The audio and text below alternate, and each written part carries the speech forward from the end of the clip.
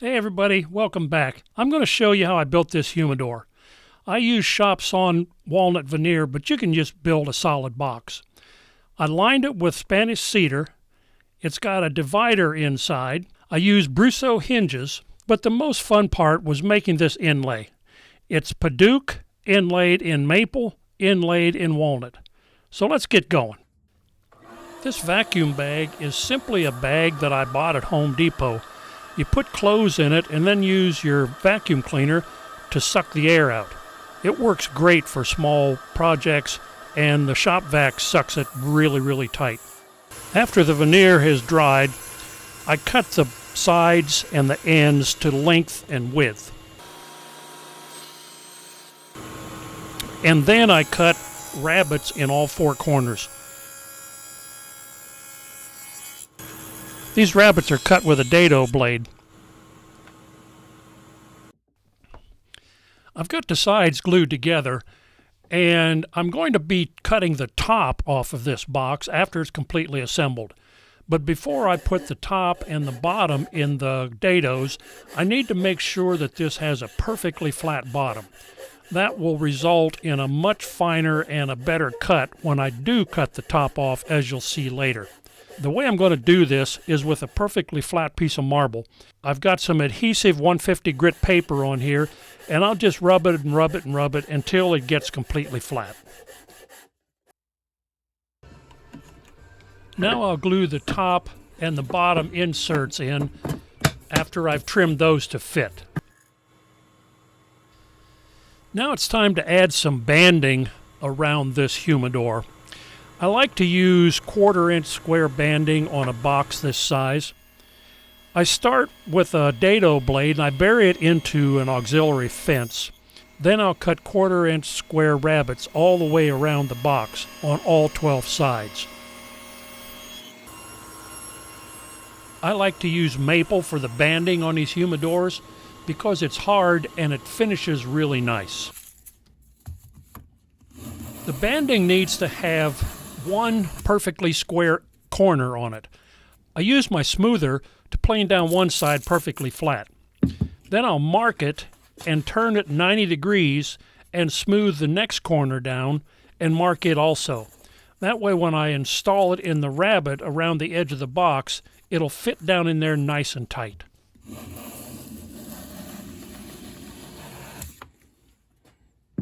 I'll start gluing the banding in on the long sides first.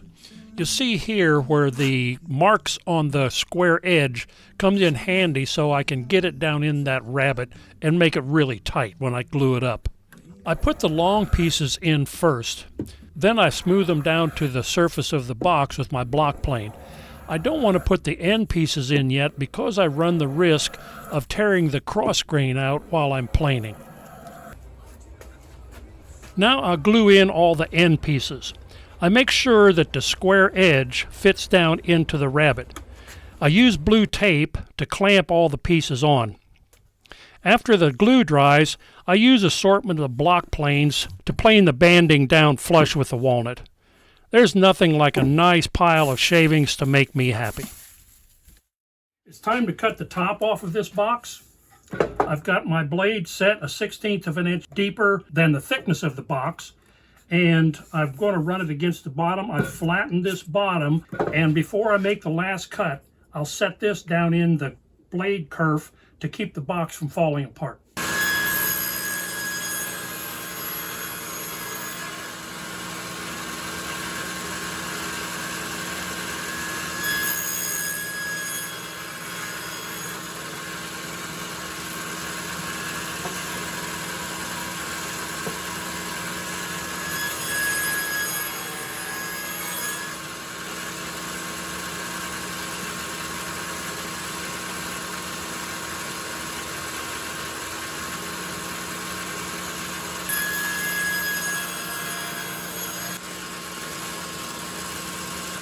Now it's time for the fun stuff.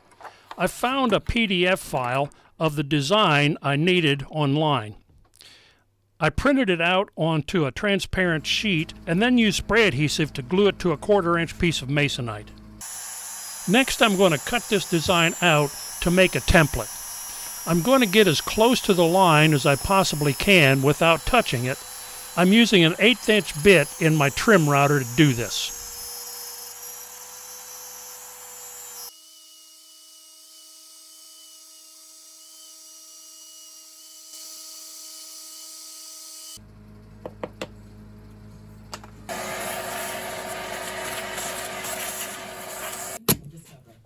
Next, I'm using a 1/2 inch chisel to clean this pattern up right next to the line. This is going to take a while. I wish I would have had the proper curved chisel. That way it would have made it a lot easier to trim that curved part. After a lot of chiseling, I'll remove it from the board I had it stuck to, and I'm almost there. The only thing left now is some fine tuning of this pattern. I put some adhesive back sandpaper on a paint stirrer that I actually got at Home Depot. You buy a little package of them, they cost them like $1.50, and they come in real handy.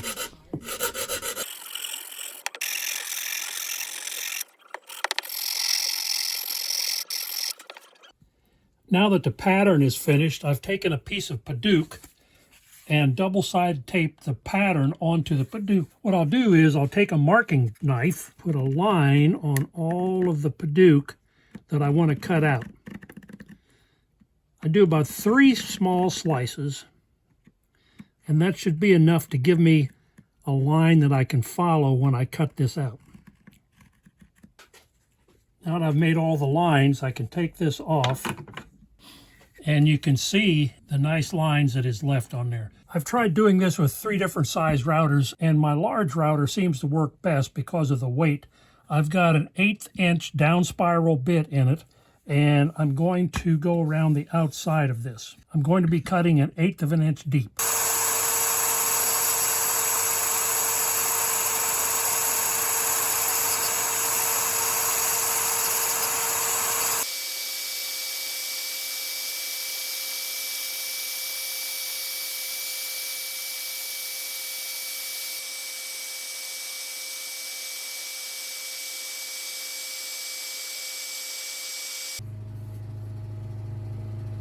Next thing up is with the spindle sander, I'll make the final sanding right down to the line, and then I'll have to do some trimming in the corners.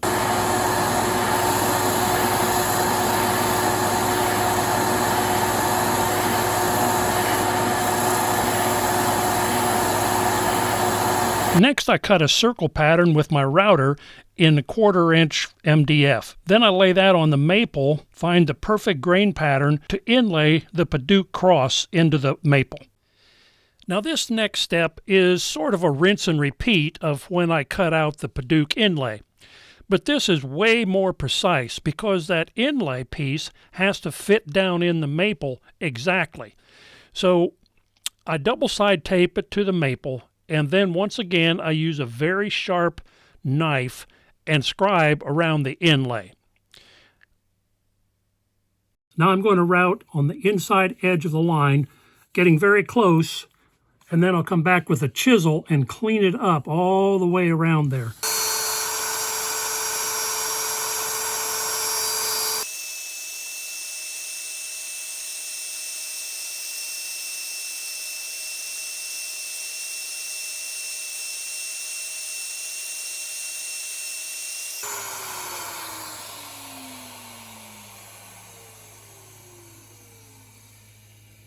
Now comes the long task of chiseling right up to that knife line. I don't want to go right on the knife line to start with because the angle of the chisel will push the chisel slightly that way, and that will make the cutout larger than I want it to be.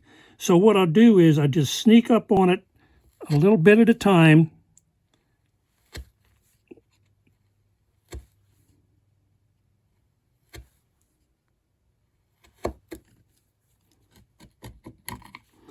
And then I'll go back to the line and work my way around.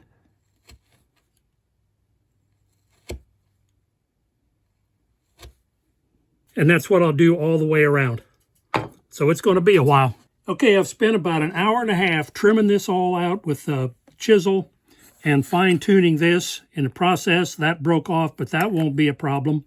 Now comes the time for truth to see what happens here. So I'm just going to fill this up with glue. All right, I put a little X on here and an X on there to make sure that I don't try to force it in the wrong way. A little broken piece in there. Now the time of truth.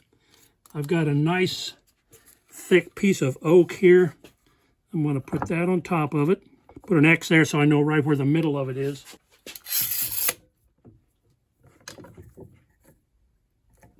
Now let's take it off and see how we're doing. Yeah, I've got about a 32nd of an inch. Now I'll clean up all this glue with a damp rag. Spent a lot of time on this, making sure that there's no open gaps around this at all, and I think I've succeeded. All right, some sanding has got it down smooth, and I'm pretty pleased with the way it turned out. Next, I'm going to resaw across this board so that this will fall out.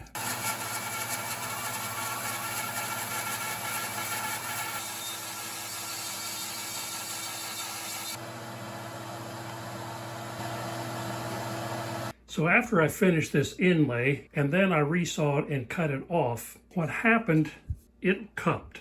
And it took several days to do that. So I'm going to try something I've never tried before.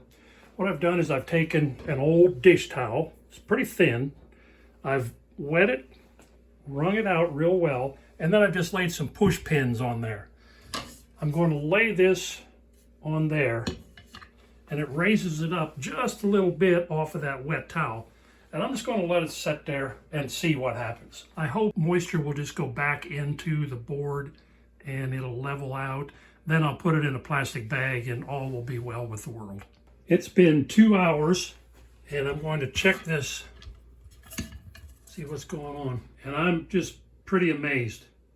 This thing has flattened out completely. So what I'm going to do now is put this in a plastic bag and seal it up and see if it will maintain its flatness. Now it's time to make the cutout to put this inlay in. I've marked cross lines, found the center. I've got this pattern marked. I'll line these lines up. I'll double stick tape this down to the box top. Then I'll use this router with the bushing in it and the spiral bit to cut it out. Now that I've got the outside edge cut, I'll go in and clean out this interior with a flat bottom pattern bit on this small router.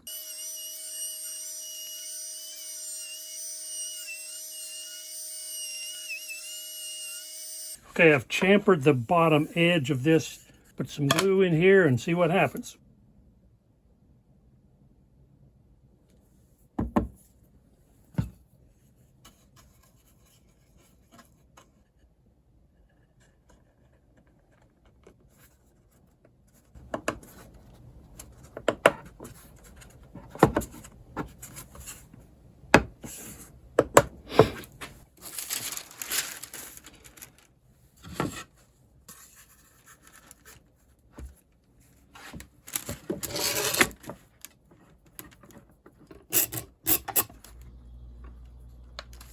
So I'm really pleased with the way this turned out. I've got about a fingernail's width to sand off here, so that'll be my next step.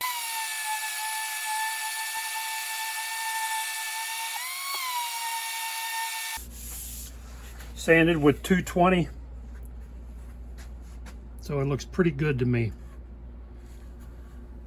I've cleaned out for the hinges and have mounted those. Now I've removed them to spray with some lacquer out of a rattle can. If you want to see how I mount these Brusso hinges to get a perfect box lid fit, I go into a deep dive on that in my jewelry box video. So if you want, check that out. I'm using Minwax lacquer. I'll spray probably 2 coats before I do the next step, and then after that I'll show you how I lined this entire humidor with Spanish cedar. After a couple coats of lacquer, I'm going to sand that down, and then I'm going to fill all the grain. This is 220 paper I'm using. I'll sand the entire box, and then I wipe it all down with a tack rag.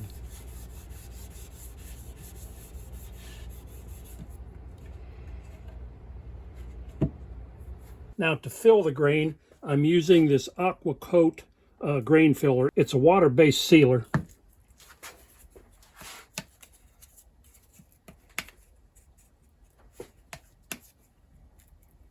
You don't need much. Basically just put some around.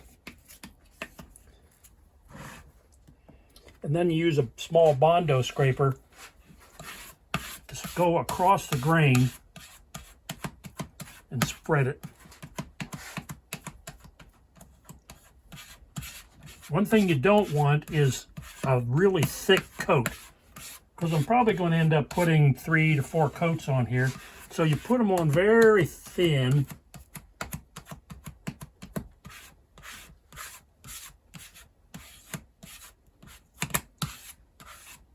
Then you take another Bondo spreader and go with the grain.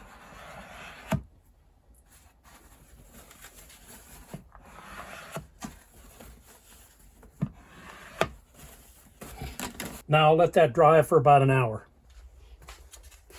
In an hour and it's dried. Now I take some 400 grit paper and just lightly sand it down. Don't want to use a lot of pressure, but just sand it down very slightly.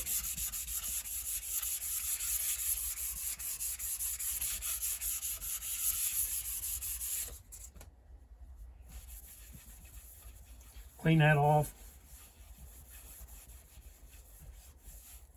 Then I'll apply another coat of the grain filler. I put 5 more coats of the grain filler on, and then I sprayed it with 3 more coats of the lacquer. So the finish, I'm pleased with it. It turned out pretty good, nice and smooth. I've got a nice reflective quality. Next thing to do is to line this with the Spanish Cedar. I've got all the parts cut to size, and I'm going to glue them in. But what I'll do is I'll start with the bottom. This is going to be really hard to clamp this piece down in there. So what I'm going to do is I'll take some regular glue, just some tight bond glue, and put it in a couple spots like that. And then I'm going to take some CA glue and put some of this in each corner, so that these will be used, and this glue will act as a clamp. I'll put one in each corner, and then I'll put one right in the middle. Okay, now you can see where I've got the CA glue and the regular glue. Now I'll take some accelerator and spray it where the CA glue is at. I don't want to get it on that.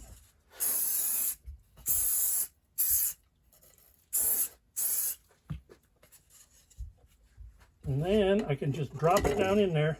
Love how it takes a long time to fall in there to push all the air out. And then I'll just hold it down at those points where the CA glue is, and those will set up in like 5 seconds. Now that is secured down in there, and it's tight all the way around. Now when I put the sides in, the sides stick up about 3/8 of an inch proud of the opening of the drawer. And the reason is so it sticks up in there and it makes a good tight seal. The problem is with it sticking up like that, and the drawer and the lid closes down on there, you've got a square surface here trying to go past this. Well, it'll catch right there. So what I have to do is I'll take my hand plane, and on that outside edge, I'll just chamfer that a little bit so that it has an edge that the top can slide down across. I'll have to fine tune this edge after I get it in, but I'll do most of it before I even glue it. Okay, I've got all the interior glued in. You notice that the top is recessed 3/8 of an inch. That way it'll allow this to come up in there and make a perfectly tight seal in this humidor.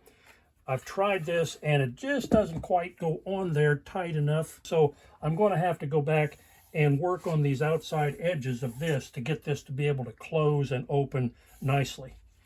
I'll probably use a little hand plane or some sandpaper, but I'm going to have to put some blue tape on this edge so I don't scratch this with sandpaper or the hand plane.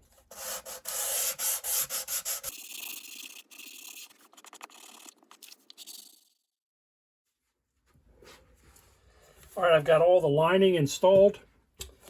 After sanding this edge, I went back with a hand plane and kind of finished it up a little bit. And now I've got a nice tight seal. I like that right there.